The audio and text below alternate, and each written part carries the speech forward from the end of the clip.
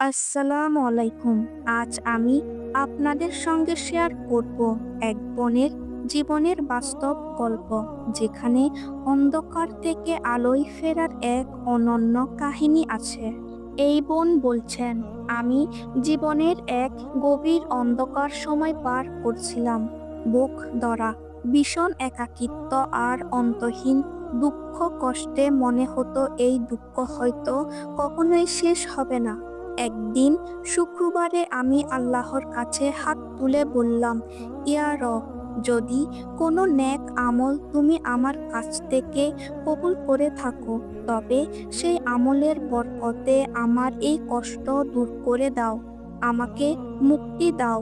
সেই দিনেই social media scroll করতে করতে আমার চোখে পড়ে এক আলোচনা।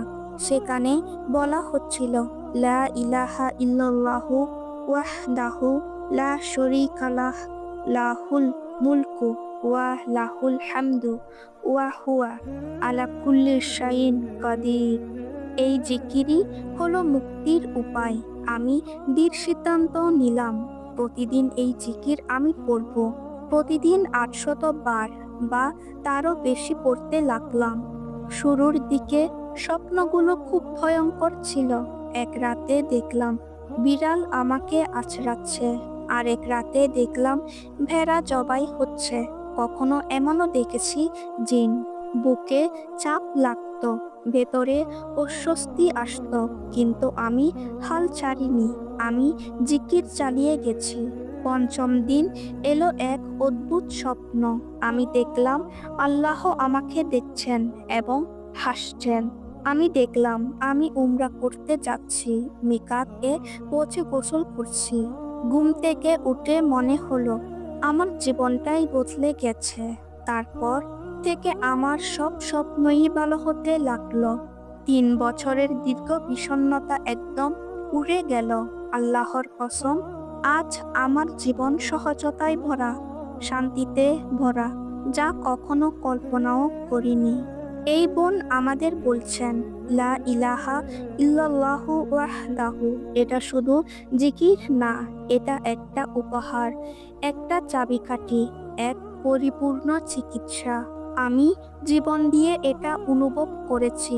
তোমরা অবশ্যই এই উপদেশকে গ্রহণ করো। প্রিয় দর্শক, এই গল্প থেকে আমাদের শেখার বিষয় হলো, আল্লাহর জিকিরে আছে অদৃশ্য শক্তি, আছে অন্তরের প্রশান্তি আর জীবনের পরিবর্তন। আপনি যদি এমন অনুপ্রেরণামূলক ইসলামিক গল্প ও উপদেশ শুনতে চান, তবে আমাদের চ্যানেলটি সাবস্ক্রাইব করুন, ভিডিওটি লাইক ও শেয়ার করুন। প্রিয় দর্শক, আমাদের এই চ্যানেলে কোনো বানানো বা মিথ্যা গল্প শেয়ার করা হয় না। এখানে যে কাহিনী বা উপদেশগুলো শেয়ার করা হয়, তা বাস্তব অভিজ্ঞতা থেকে নেয়া এবং শিক্ষা নেওয়ার জন্য সাজানো। আমাদের উদ্দেশ্য হলো আল্লাহর রহমত, দিক নির্দেশনা ও প্রকৃত ইসলামী শিক্ষাগুলো আপনাদের কাছে পৌঁছে দেওয়া। তাই আপনারা নিশ্চিন্তে শুনতে পারেন। ইনশাআল্লাহ প্রতিটি গল্পই হবে উপকারী ও সত্যনিষ্ঠ। আজকে এই পর্যন্ত।